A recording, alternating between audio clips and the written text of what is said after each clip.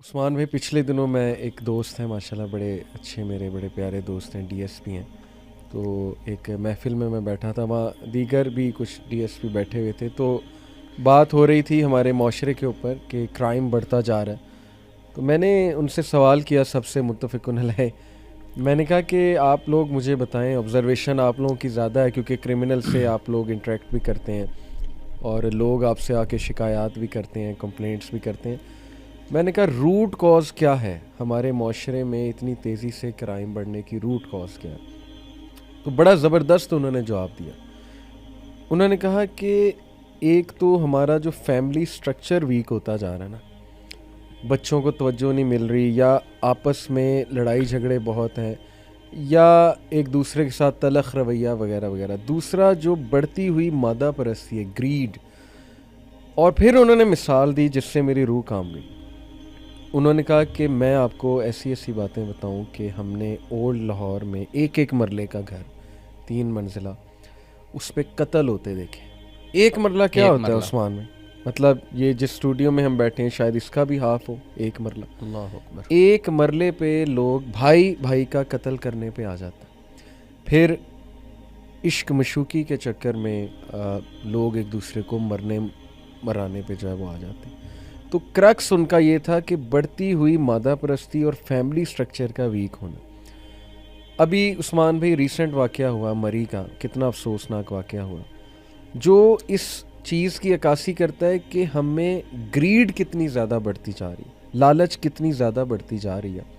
جو بھی تھا اتھارٹیز کی نیگلیجنس تھی, یا لوگ وہاں پہنچ گئے بغیر پلاننگ کے, چلو لوگوں کو بھی تھوڑا احساس کرنا چاہیے تھا, وہ الگ ریزنز اپنی جگہ موجود ہیں. لیکن جو رویہ دیکھنے کو ملا عثمان, وہاں پر جو قیمتیں بڑھائی گئیں, اس سچویشن کا باقاعدہ فائدہ اٹھایا گیا بجائے کہ کچھ ہیلپ کی جاتی, ہیلپ نظر آتی.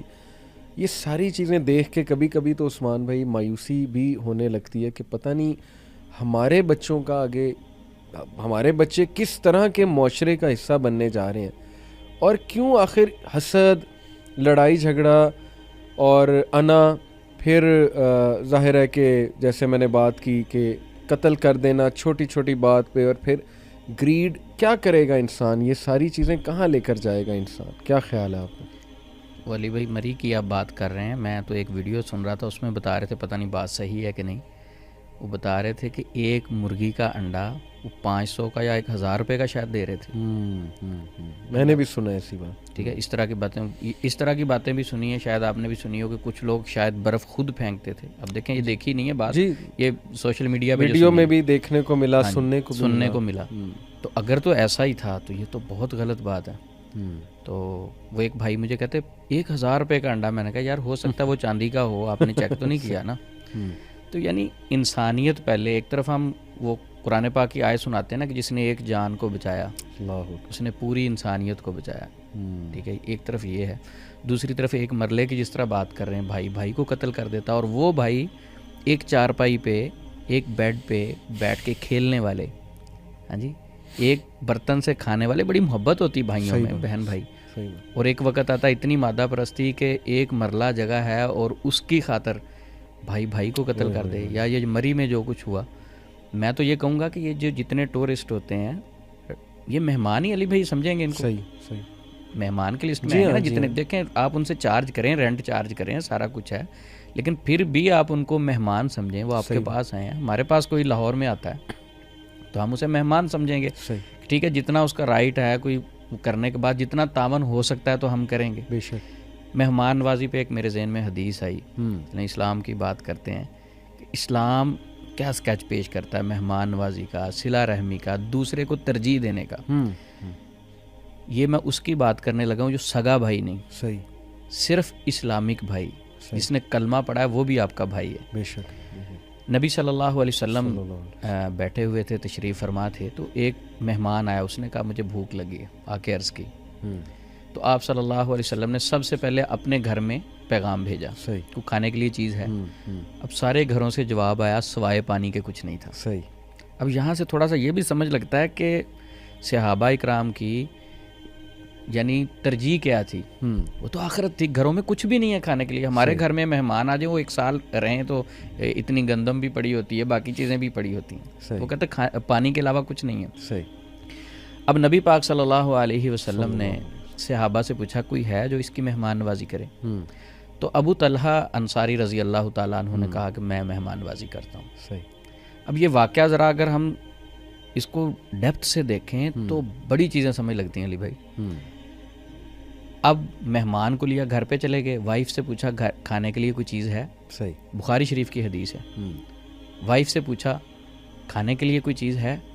تو وائف نے کہا صرف اتنا کھانا ہے جو بچے کھا لیں گے, کھانا تو ہے ہی نہیں ایکسٹرا, تو آپ مہمان لے آئیں.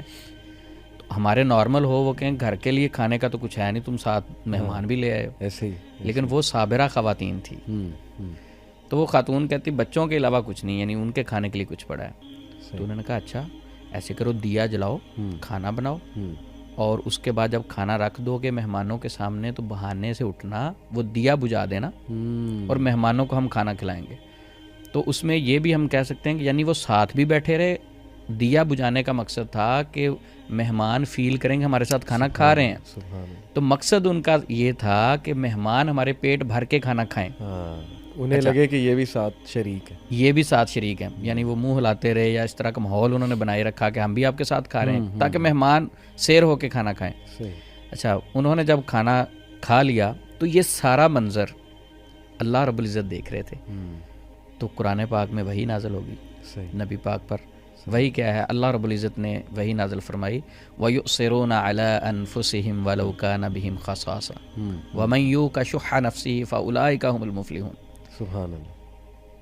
وَيُؤْثِرُونَ عَلَىٰ أَنفُسِهِمْ وَلَوْ كَانَ بِهِمْ خَصَاصَةٌ, یعنی اس میں کہا گیا کہ وہ لوگ کیا ہی وہ لوگ ہیں کہ اپنی ان کی ضرورت ہوتی لیکن دوسروں کو اپنے اوپر ترجیح دیتے ہیں. دوسرے لوگوں کو جو ترجیح دیتے ہیں اپنے اوپر, کیا ہی وہ لوگ ہیں. یعنی اللہ بھی مسکرا پڑے. نبی پاک نے فرمایا اللہ رب العزت مسکرا پڑے یہ آپ کا عمل دیکھ کے. کیا بات. اور اس کے بعد اللہ رب العزت نے فرمایا وَمَن يُوقَ شُحَّ نَفْسِهِ, جو اپنے نفس کی بخیلی سے بچا لیا گیا وہ شخص ہیں کامیاب. وَمَن يُوقَ شُحَّ نَفْسِهِ فَأُولَٰئِكَ هُمُ الْمُفْلِحُونَ, یہ ہیں فلاح پانے والے لوگ.